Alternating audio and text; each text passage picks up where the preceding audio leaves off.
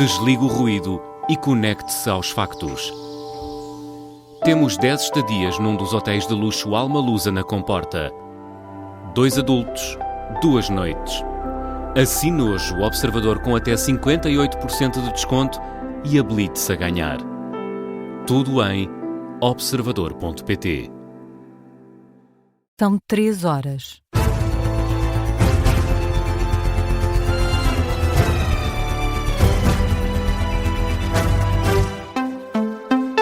Boa noite, eu sou o Miguel Pina Andrade. Está na hora de atualizar toda a informação na Rádio Observador. Começamos com a atualidade internacional. O acordo final entre Irão e os Estados Unidos ainda está longe, é o que afirma o principal negociador iraniano em entrevista à televisão estatal este sábado. Mohammad Bagher Ghalibaf diz que em alguns pontos já se chegaram a conclusões, mas há outros em que as duas partes ainda estão longe de um acordo final. Isto depois de o Irão ter anunciado este sábado que iria fechar novamente o Estreito de Hormuz, invoca repetidas quebras de confiança, já que os Estados Unidos mantiveram o bloqueio naval aos portos iranianos. Antes disso, o Irão fez pressão para que os navios pagassem uma taxa para passar pelo Estreito em segurança, uma medida que complicou as negociações com os Estados Unidos. Ora, Ghalibaf enquadra esta situação no Estreito de Hormuz como uma vitória estratégica para Teherão. O Hezbollah promete retaliar contra os ataques israelitas no Líbano. O líder do grupo xiita falou hoje pela primeira vez desde que o cessar-fogo entrou em vigor na região. Num comunicado lido na televisão, Naim Qassem garante que os militares do Hezbollah estão prontos a responder a quaisquer violações ao acordo e reforça que uma trégua não pode ser unilateral. Este sábado, Israel anunciou a eliminação de uma célula terrorista que operava perto das tropas israelitas e também a demarcação de uma linha amarela no sul do Líbano, à semelhança do que foi feito em Gaza. Já por Israel, centenas de pessoas manifestaram-se este sábado contra o governo e exigem responsabilização pela condução da guerra. Em Portugal, o governo promete encontrar nos próximos dias uma solução para as dívidas do INEM aos bombeiros. É a primeira reação política à rescisão do acordo com o Instituto Nacional de Emergência Médica por parte da Liga dos Bombeiros Portugueses. À Rádio Observador, o presidente do organismo, António Nunes, admite tratar-se de uma decisão irrevogável. Ora, o ministro da Administração Interna, Luís Neves, rejeita uma ruptura entre as duas entidades e deixa uma palavra de conforto aos portugueses: o socorro não está em causa. Não há ruptura. Eu estive a falar com a minha colega da Ação Governativa da Saúde, dizer que os bombeiros são absolutamente insubstituíveis. Quer dizer uma palavra de grande conforto aos portugueses, que não vai deixar de haver socorro, e nós, o Governo, nos próximos dias resolverá, encontrará uma solução para resolver a questão colocada pela Liga dos Bombeiros Portugueses. Esta tarde, em comunicado, o INEM reagiu à renúncia do acordo com os bombeiros por sucessivos incumprimentos. O Instituto de Emergência Médica justifica os atrasos nos pagamentos com a falta de orçamento, uma situação que Luís Neves considera inadmissível. O que eu quero dizer, e já terminei em nome do Governo, é que nós iremos falar no curto espaço de tempo possível para resolver essa questão. Não é admissível, de facto, encontrar-se aqui dívidas que estão e que põem em causa a sustentabilidade das corporações e das ações humanitárias. O ministro da Administração Interna, Luís Neves, sobre as dívidas do INEM aos bombeiros. De acordo com a Liga, o valor ronda os 20 milhões de euros. O Presidente da República vai receber na próxima quarta-feira os parceiros sociais para discutir as alterações pretendidas pelo Governo, um dia antes do Secretariado Nacional da UGT votar a mais recente proposta do Executivo de Montenegro. A nota de agenda foi divulgada este sábado no site da Presidência da República. A CGTP, que foi excluída das negociações pelo Governo, vai ser recebida em Belém. Acontece logo após este encontro a primeira visita oficial de seguro ao estrangeiro, neste caso à vizinha Espanha.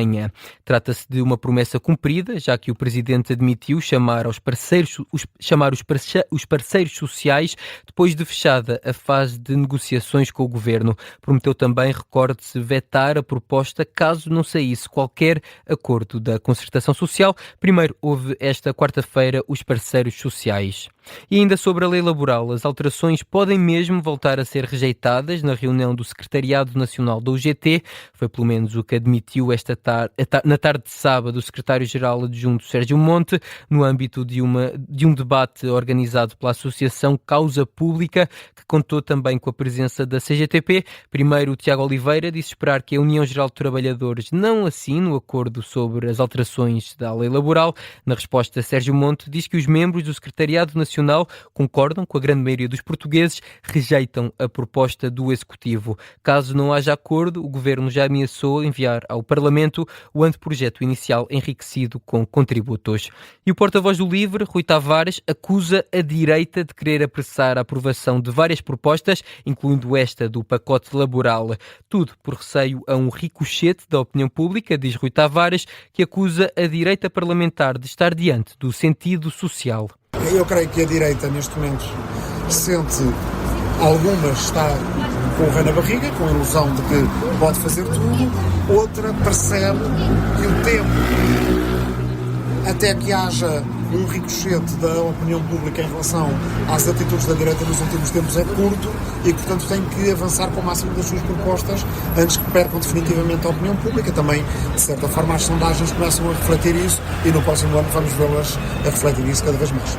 O porta-voz do LIVRE, Rui Tavares, que acusa ainda o governo e os partidos que o apoiam de viver no passado.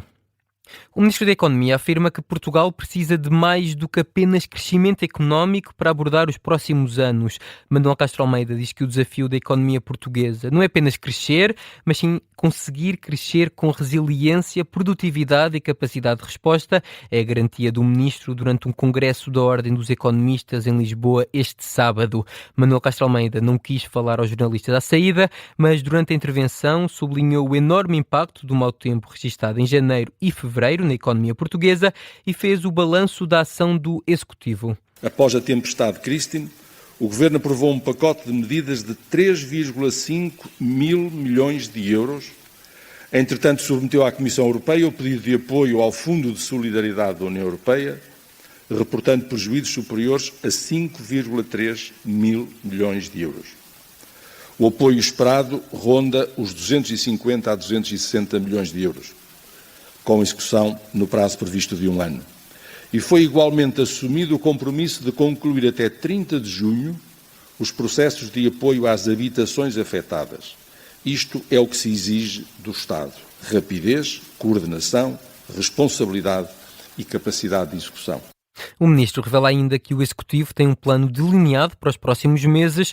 Portugal pretende mobilizar fundos europeus, reforçar o investimento público e incentivar o investimento privado e também apostar na internacionalização. Ainda assim, Castro Almeida reconhece que há um cenário de imprevisibilidade no mundo e que as crises estruturais são mais recorrentes.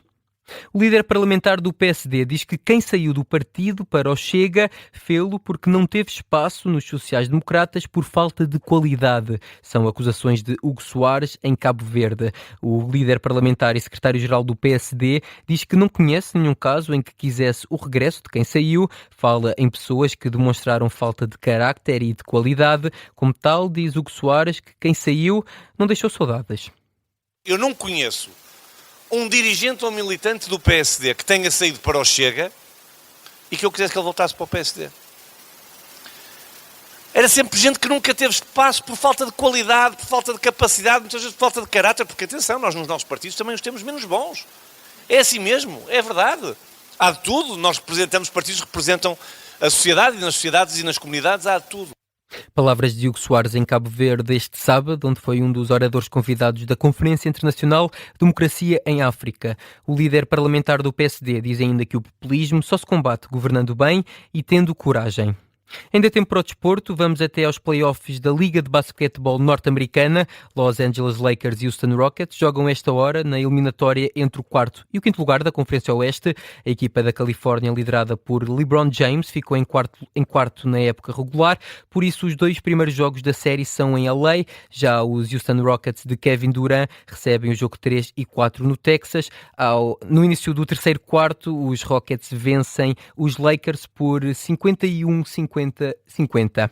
Nos outros jogos da noite, na Conferência Este, os Cleveland Cavaliers venceram os Toronto Raptors e os New York Knicks bateram os Atlanta Hawks em Nova York. No outro jogo da Conferência Oeste, entre o terceiro lugar, Denver Nuggets, e o sexto, Minnesota Timberwolves, a equipa de Denver venceu por 116-105. Os Boston Celtics do português Nemia Queta só jogam este domingo. No futebol, em Espanha, o português Gonçalo Guedes venceu a Taça do Rei ao serviço do Real Sociedad no estádio La Carturra, em Sevilha, onde o Sporting de Braga, a meio da semana, viveu uma noite memorável.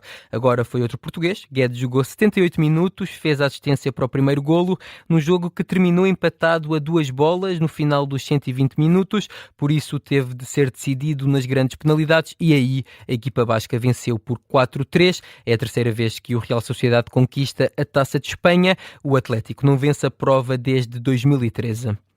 É o ponto final neste jornal das 3 da manhã. A informação está de regresso às 3h30. Até já.